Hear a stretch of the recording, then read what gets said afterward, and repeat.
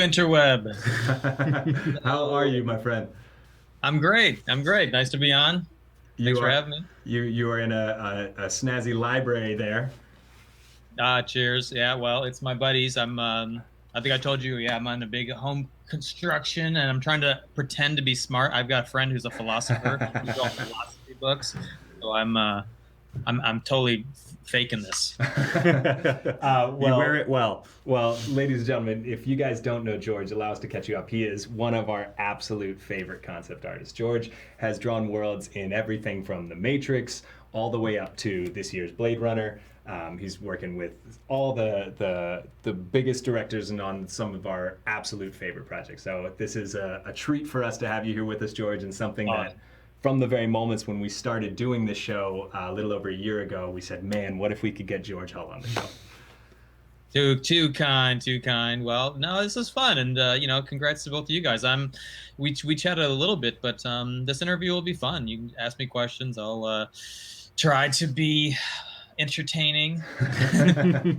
Well, I think there's so many people out there, and there's so many people that have joined us for the show that don't necessarily know much about digital art. And we thought, having you in the room with us, it'd be a great way to maybe talk about what concept art is in your eyes, and what does it mean to be a concept artist. Sure, sure, sure. I mean, my mind goes to when I first learned about it as a young adult, and I'd leave a movie theater, whether it be um, Star Wars or Blade Runner or Alien, and then your mind would just be blown from the experience, the visceral experience and cinematic experience, and you think, oh well, those are just movies. You don't understand how they're made when you're young, a young person, and then when I first got to see like an art of Star Wars or the Blade Runner sketchbook, and thought, saw these, pencil drawings and marker illustrations, and even H.R. Giger, who is this designer who designed the alien, the xenomorph, using airbrush and these crazy techniques, and the idea of just, wow, a person found something in themselves, drew that on a piece of paper, and then eventually that was translated to this incredible cinematic experience, just blew my mind. And I wanted to, that set me on a path to learn more about what that is. Mm. Well, I know that the chat is blowing up about, how did you jump into this? And I know a little bit about your origin story, but maybe you can fill in some pieces for us. I know that you grew up in Cincinnati, and then Actually, around Cleveland, Ohio. Yeah, Northern Ohio. Cleveland, yes, in Ohio. Thank you. Um, Already messing up my geography. unbelievable. Unbelievable. I'm just gonna go. And so you were first attracted to movies and games, but you thought, oh, there's an industrial design element there. That in Ohio, there's so much work around cars and design there. Is that what you thought would have been your first path? Well, it kind of went like this. It's like when you see movies and you think about being working in the movie industry, it feels like saying you want to be a rock star, or a famous athlete, and you just have no idea of. It just seems like too far fetched, not within grasp. So I thought, well, what's the closer apple to reach? And I saw, in car magazines, you'd see these concepts for futuristic vehicles, and I thought, well, that seems within grasp. I went and did research, and I thought, well, maybe an automotive designer is what my life's work is going to be about. So I went to school for industrial design, and that's, industrial design is everything from Apple laptops to cars, transportation design, and I got started in a college program there, and luckily for me, I had an internships. It was worked into my education. So this is like one of the most important things you get to have, is to internships allow you to see your life 5 years ahead of where you could be. Like if I got this job, I get to see exactly how my life would be. And these internships were in Detroit, and I had I like drawing cars, and I had a huge, my actual art school didn't even have an automotive program. So I had to, my assignments were, design vacuum cleaners and, medical equipment. And I'm like, oh, that's not creative enough for me. I wanted at least, the cars is what's going to make me really challenged me artistically. So I just self-trained really on the side and just got because I had no teachers to teach me automotive design, and I saw what Art Center and all these other schools were doing. So I self-trained my ass off and just drew cars over and over and over. And I finally got an internship, and then I got this internship, and I was like, "This is the stepping stone to get my future career." And then I saw these people who were like the top of their class in Art Center, and I'm like, "How do you love your job? Are you just killing it? Are you psyched? You've made it to the top of the hill." And they're like, "Well, I don't love Detroit. I'm coming here from California, man. This kind of is lame, and I'm drawn, hubcaps and interiors, and I wanted to be doing futuristic, Corvettes and sports cars, or, really." And I thought, wow, my bubble has burst. So I decided to completely change gears, make my own curriculum. I'm like, I might as well just go for a movie industry job. And I blew off my professors my whole last year, and they said, "You're crazy. There's like 2 jobs out in Hollywood. You even know anyone who's doing that? And where you're gonna like break into that?" And I think the clearest thing was, well, I already knew what was on one side of the fence. I just at least had to shoot for the moon and try for the other side. We actually have some of your early designs. We dug them up out of the archive here. Some of your early car designs. If we could, if we pull one of those up. Was there a car company that you wanted to work for back then? Was it like, oh, I want to work for Mercedes or something like that? Well, it wasn't so much the car company. It was whoever had a design studio that was going to push the envelope. And oh man, I mean, whoever's watching, this is not my college. This is high school. This is like early days, man. So this is some of the earliest sketches of what would come to be the first thoughts of concept art for you, right? Yeah, exactly. It's the first thought of like, I mean, just to draw a car in perspective is, we're talking about like the basics of drawing, let alone designing. So, but it'd be funny to put that up with some of the Blade Runner, spinners and the.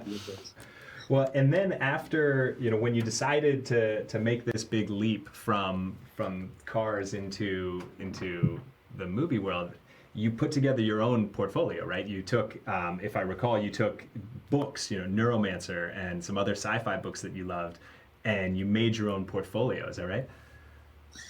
Well, that is true. However, at that point, that's something I'd actually did later in my career, because I needed the first stepping stone. And the very first one was, my professors were saying, "You're just going to throw everything you've worked for in an industrial design career out the window if you start trying to be a movie guy. We need people who actually, that's just too pie in the sky. That's fantasy. You spent 4 years of your education already learning how to, to do cars and other things." And so I did actually kind of like a futuristic robot that could, it's a real world industrial design thing, but it was attractive because it was so, blue, kind of futuristic. It was purposeful, like for going into like a 3 Mile Island disaster. And I graduated, I sent that to Lucasfilm, and that got me an apprenticeship, my very first stepping stone out of Ohio into California and Hollywood system. Amazing. That's amazing. So we can flip to this next image here. So you got into work for Lucasfilm and Industrial Light and Magic, which, if you guys don't know about ILM is one of the top places in all of movies that you could go work at, fronted by this gentleman here. That was the bar. To ILM. This is the bar. Sorry, I just want to. There's a ton of people asking questions in the chat. We're gonna open this up for questions in a bit. We're so curious about George's history, and I want to know how he got to where he is now before we open this up for everyone. So we're not ignoring you. We see your questions, and we will get to them. Yeah, and please keep them coming if we can add them into to what we're doing here along the way, and then of course we'll get to some open forum questions as well at the end. So what was it like stepping in stepping in the studio of ILM? I mean, that's the dream for most artists. It actually was. I mean, at my age too, I mean, I like beelined right for the matte paintings and the model shop. Look at all those miniatures that are around George Lucas and just the craft. I mean, if you're a builder, if you liked as a kid, building things, putting things together with your hands, and that just the magic of that being filmed, like those AT-AT walkers that walked across the snow in Empire Strikes Back, and the things that kind of blow your imagination. What it's to me the job is what can you imagine, so not only do you have to be able to draw things, but you also a lot of times for me I'm like researching things, absorbing my everything, a lot of things, references, reading, and then kind of closing my eyes and asking myself how can I imagine things. That's it's really powerful. I feel really fortunate to play in this arena. I'm curious, anyone out there in the chat a big Star Wars fan? Let us know. So then at ILM you had just all the big projects came through. You worked on Jurassic Park, you worked on Mission Impossible. What you started there in making storyboards, right? And then became an art director, a visual effects art director, right? Yeah, I mean, just coming right out of school, I had the ability to draw cars and other products, but to work in film, you have to be able to draw any movie that is going to come through the studio or and that. So I needed to really, I wasn't hired right away. I needed to then, put my foot on the pedal again and self-train, and that's when I did I'm like, oh man, I don't have any film design experience. How am I going to actually get a job? I got an apprenticeship, but I didn't get a job offer. So that's when I'm like, all right, well, I'm going to make my own film experience. I'm going to pretend I've been hired to work on this cult science fiction book called Neuromancer, and I did sketches and of the sets and the characters and the action sequences and storyboards, and I presented to them, and that's how I got in the door. And then my first jobs was storyboarding, learning the ropes, getting training. That's essentially starting an actual film schooling is in the early days. And then I pretty quickly, I think within the first year, was promoted to an art director. And I had to learn, I had to draw dinosaurs, which I had never had no experience before for the Jurassic Park sequel. And I was off to the races. Amazing. That's so cool. Well, so rumor has it, and sort of concept art lore, that you were drawing storyboards for Mission Impossible. And got, in fact, there's a scene in Mission Impossible, this one here on the screen here, where the helicopter gets pulled into, it's at the end of MI1, the helicopter gets pulled into the subway tunnel, and it's they got to get there for the final thing. And rumor has it that you were in a meeting with Tom Cruise. And well, tell us this story. We want to hear it straight from the source. How did this go? Oh, you've heard the Tom Cruise story. All right. Can you promise me that Tom Cruise is not streaming this on Twitch right now? He's not he's not going to. I cannot guarantee that Tom Cruise is not in the Twitch channel right now. He's like a 42%. 42, yeah. All right. Yeah, I mean, I was one of my first jobs. I was an art director for this movie, Mission Impossible 1, and I was at a meeting in London with Tom Cruise, the visual effects supervisor and the director, and I was asked to to help draw. They were trying to figure out this action sequence, and I was there to help draw storyboards, to help figure out the boss's ideas, really. And they're like, there was a problem that came up, and they're like, how we know we want to have this action sequence where the helicopter flies into the tunnel, and there has to be there's this fight on top of a train, the helicopter's chasing the train, and then why would the helicopter get inside the tunnel? But they want that to be the conclusion of the action sequence. And they're like, does anyone have any ideas? And I thought, oh my God, this is my chance. I got to have a brilliant idea. I got to make my splash on Hollywood, come up with something. And as soon as I could think of something, Tom Cruise goes, I got it. I've seen it. The helicopters can do this. They're going to race towards the tunnel. At the very last minute, the helicopter is going to do a loop-de-loop and then have nowhere to go but fly right into the tunnel. And I couldn't help myself. I just burst it out. I'm like, well, that's a dumb idea. Why would a helicopter do a loop-de-loop? And I had no better idea to offer. I just told him he was dumb and crossed my paths. You looked Tom Cruise in his Tom Cruise face and told him that's a dumb idea. Well, I don't know. I think I was so pumped up to have something to offer or wanting to be at the table and contribute. It just came out, and I was like, oh my God, what did I just do? Well, But luckily, I mean, it was just silence for like, probably 10 seconds, but like 10 minutes. And luckily, Tom Cruise was like, the kid's got a point. Let's keep working on this. Very Oh few man, I people sweat probably bullets. tell Tom Cruise that's a dumb idea when he's got a dumb idea. He Well, probably respected that. well, I realized he was above the director. I mean, he's producer on that movie. So maybe if it wasn't for me, Mission Impossible 1 would have a helicopter doing a loop. And so this is cool that we found these two. These are some of the storyboards that you had drawn for that particular scene. Yeah, that's it. and you in the actual tunnel. That's amazing. I mean, that's the model shop guys get all the credit. They were. I loved hanging out with them and picking their brains about. Oh, so you worked on blah, everything, and they would let me play, design something and adjust it and read, address the sets, and that was, yeah, that was fun. Oh man, Awesome. I can imagine. So, okay, so you were a VFX art director after being a storyboard artist at ILM. You worked on some of the most amazing projects, and then in sort of like a Whoa! Let's not breeze past it. What were you? What did you do at ILM after Mission Impossible? What was the Well, the trajectory?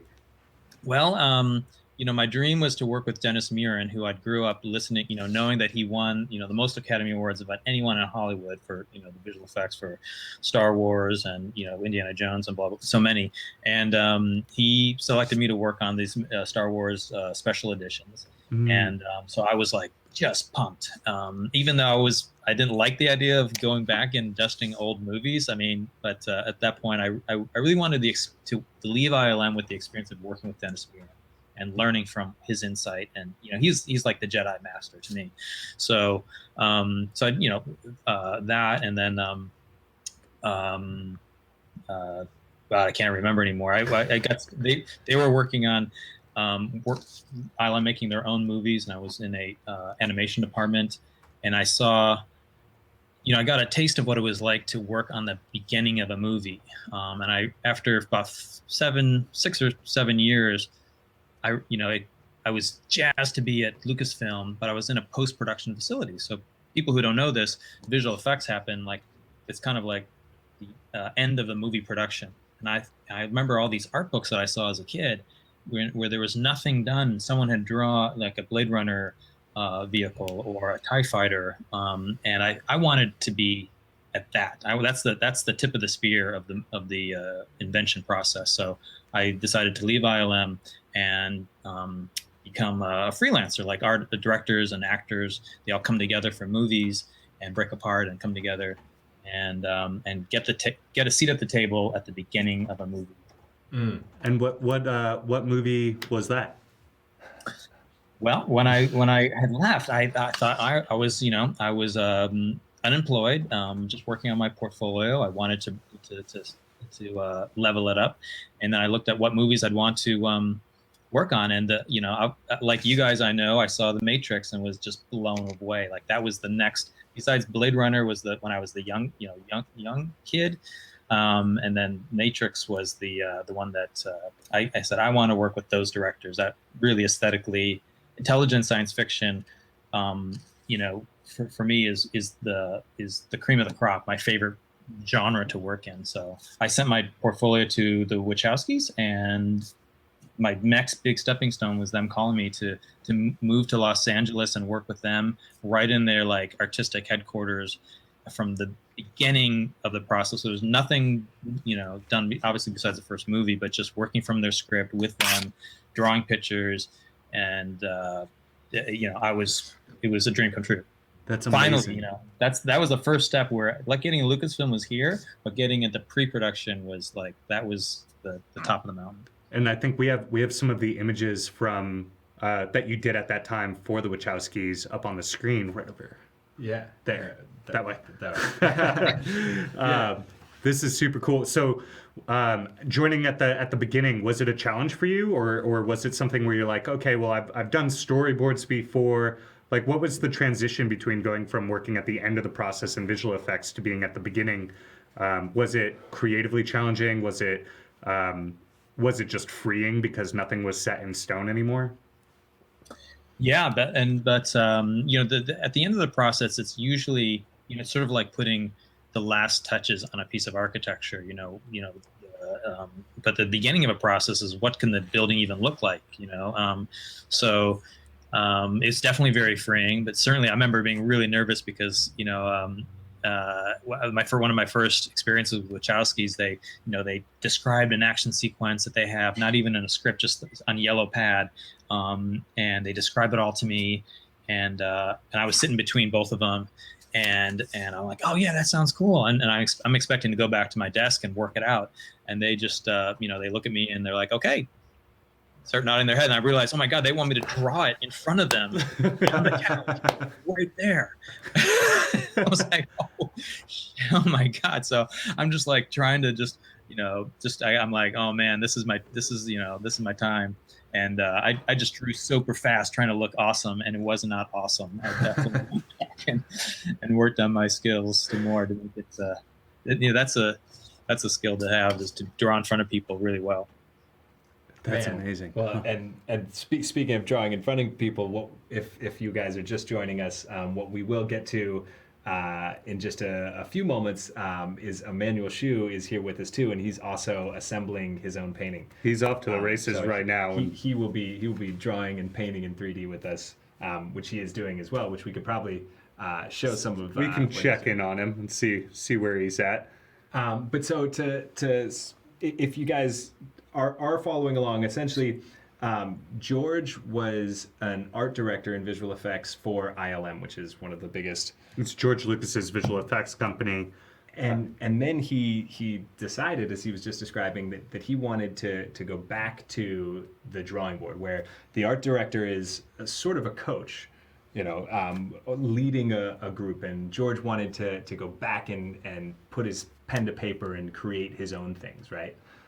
Yeah, I mean, that's exactly. I felt like at the end of my career, I thought, what it inspires me the most out of the job. And although I since I began supervising it pretty early in my career, and just I kind of addicted to the dopamine hit of like drawing something on a piece of paper or creating something with 3D and then drawing on top of it, and obviously Photoshop and collaging. But that creating something, and then having that transfer to film, just like I was describing at the beginning of this, that high is as I wanted to like live in that space as much as possible. Yeah, make your mark on a film right at the beginning when you can start to establish the rules and the looks. Yeah. That's awesome. And I'm psyched to say I'm currently working on the director of that did Blade Runner 2049 is doing one of my favorite science fiction books of all time, is Dune, the classic Dune, which is the best-selling science fiction book of all time. It's kind of like the Lord of the Rings of science fiction, and he's tackling that on in a several film installment, and I'm heavily involved in the design of that world, and I can't tell you, I'm obsessed. I'm having so much fun. It's living and breathing it. Can't take me away. That's amazing. And to be able to have your hands and make your mark in many of these franchises that you've said were the initial inspiration for you, being able to touch Blade Runner. I mean, that's, for me, that was one of my favorite films growing up. It was always a huge sense of inspiration and all the work that Sid Mead did for that.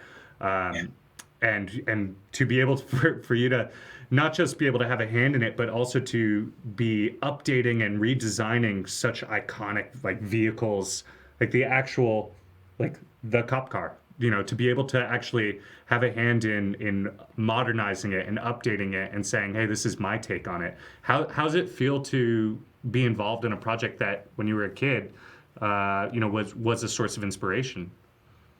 Yeah, I felt like I think I use a phrase describing to friends like it felt like a full circle had come, like something had sort of closed in like dreaming big, and also just kind of not, and also, to be honest, not really settling into a space that I could have been comfortable in. When you take farther leaps, you're worried about, perhaps, what are the consequences, and obviously you don't get it to the other side unless you take the leap, of course. And but it was super satisfying just to touching it. Sometimes even at my stage, I still feel like I would still do craft service. I would do craft service on a Dune movie just because I'm such a fanboy, Yeah. So I'd serve burritos to actors. Amazing. Well, we could talk to you literally all day and night. It's so amazing to get to hear a little bit about your story and share it with the audience here. I think it's a perfect time to open this up to questions. If you guys have some questions for George, we don't have too much time left with him. But sir, congratulations on such amazing work. I did see one question come in. I lost it there, but do you use kit bashing techniques? Yes, absolutely. That's as a designer, having to, there's something about drawing things. Spending half of my career, if you wanted to present a design of something, you had to draw it or Photoshop things, and you learn a lot of skills that way too. But kit bashing 3D is like learning a new instrument. It's and you plugging that into your workflow. It feels so fun. When you said the Lego analogy, that's how I feel like when I'm kit bashing. Whether it's your awesome products or other ones, it's just the process of looking at a part that may be like a shoe of a of a robot, or I don't even know, a door hinge, literally a door hinge, and making that into something else. I do that actually. I go to in analog world. I'm constantly like looking at like antique, like salvage yards, and taking like a welding pipe and holding it around and imagining maybe that could be an amazing ship because it's got a unique silhouette. So that's the joy of kit bashing. That's awesome. Speaking of analog, I know one of the questions that did come in was asking about your actual process, because I know you mix a lot of traditional with 2D and 3D. What's your actual creative process for creating an image or taking an idea and actually visualizing it? Yeah, it's funny because clients will ask, well, how long does it take to get like an image like that Blade Runner image? How long does that take? We need a bunch of those for a pitch meeting to sell a movie. I'm like, that's such a loaded question because it's so different. You could, designing something unique that you've never seen before. Everyone wants that, right? And the process to finding a shape that you've never seen before but you can relate it's like pulling a rabbit out of a hat. How long is it going to take? Um, but my process usually goes like this. I draw silhouettes first. My experience, I've always the silhouette of everything is so important, and do shape exploration and think about it and do a ton of research and fill my head up with imagery and ideas because I'm trying to find the least um, cliche of whatever it is I'm trying to approach. And if everyone's going to go this way, if everyone's going to go Art Nouveau, then let's completely avoid that and let's just go somewhere else.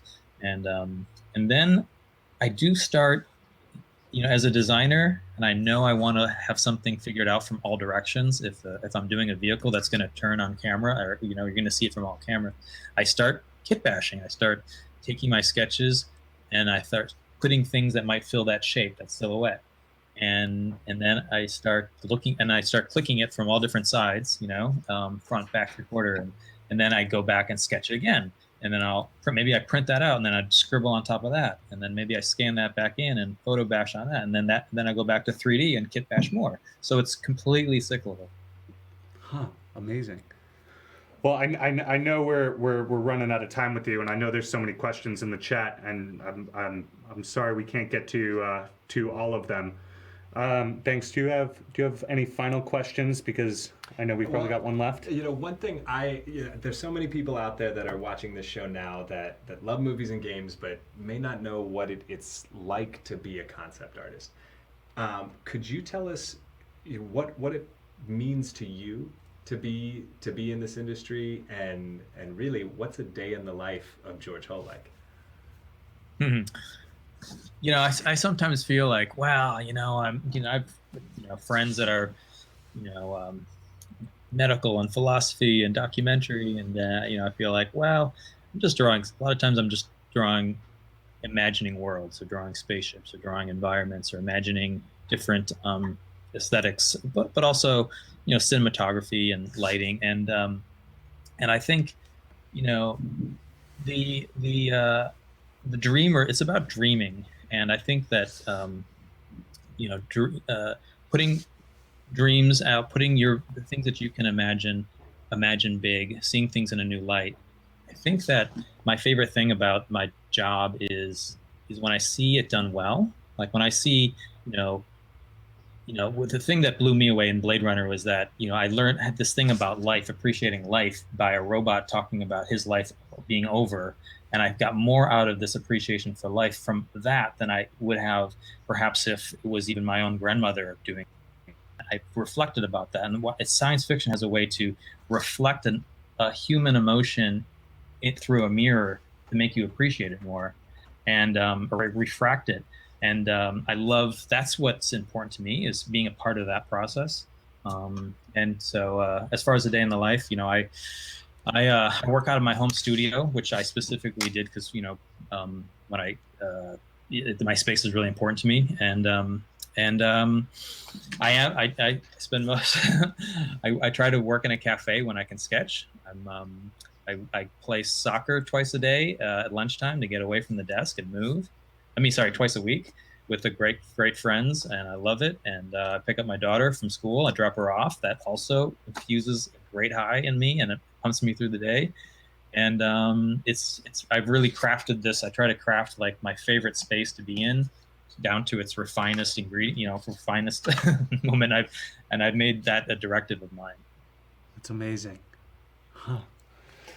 Well, George. Yeah. Go. No, I am so honored to be able to chat with you and learn so much about you, and thank you so much for joining us and for sharing so much of your career and your insights to everyone on Twitch and to us. Yeah, well, I love what you guys are doing, and I hope I've help people see a new part of the business, or even if it's not art, just take some bigger leaps and chances with their own, where they want to take their lives. So I love being able to talk with you guys. That's been awesome. Thanks so much. Awesome, George. Where can people see your work, and where can they find you? They can find me on Facebook, George Hull Design, and they can also find me on my personal website, which is just GHULL, or george-hull.com, and or just Google George Hull. You'll find me. Amazing. We'll put it in the chat for all of you as well. Thank you so much, George. Yeah, hit me a note on Facebook, and I'll try to respond to any additional questions.